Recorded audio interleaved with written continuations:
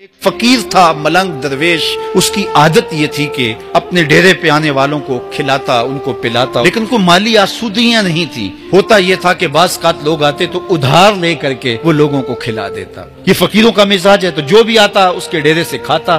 وقت آخر آ گیا، جن لوگوں نے ادھار دیا تھا وہ سارے تقاضا کرنے آ گئے۔ اب بابا جی کو کیا فکر لاحق ہے کہ یہ میرے مہمان ہے اور میں ان کو کچھ پیش کرنے کی صلاحیت نہیں رکھتا۔ ایک بچہ تھا، وہ کچھ سامان بیچ رہا تھا، پتیسا بیچ رہا تھا یا کوئی اور چیز بیچ رہا تھا۔ کہا تم بیچ رہے ہو تو میرے مہمانوں کو کھلا دو۔ تو سارا ان مہمانوں کو کھلا دیا گیا، اور اس کے بعد کہا بابا جی پیسے؟ کہا تم بیٹھ جاؤ، جب ان کو ملیں گے تو تجھے بھی مل جائیں گے۔ وہ بیٹھ گیا، 2 4 10 منٹ بیٹھا تو بچہ تھا، پھر کھڑا ہو گیا، بابا جی پیسے؟ میری ماں میرا انتظار کر رہی ہے، ہمارے گھر کا چولہا اسی سے جلتا ہے، میں یہ پیسے لے کر جاؤں گا اور ہم شام کا گھر کا کوئی سلسلہ کریں گے۔ کہا بیٹا جب ان کو ملے گا تو تجھے بھی مل جائے گا۔ بچے نے رونا شروع کر دیا۔ یتیم بچہ تھا، اس کا سارا آسرا یہی تھا۔ جب بچہ رویا اللہ کی رحمت کو جوش آیا، کوئی مرید نذرانہ لے کے ان بزرگوں کے پاس آ گیا۔ وہ اتنے پیسے تھے کہ اس بچے کو بھی دیے، جتنے لوگ آئے تھے سب کا قرض چکایا۔ کہا جاؤ گھروں کو۔ تو سب نے کہا بابا جی ہم صبح سے بیٹھے ہوئے تھے تو یہ نذرانہ دینے والا صبح سے نہیں آیا، تو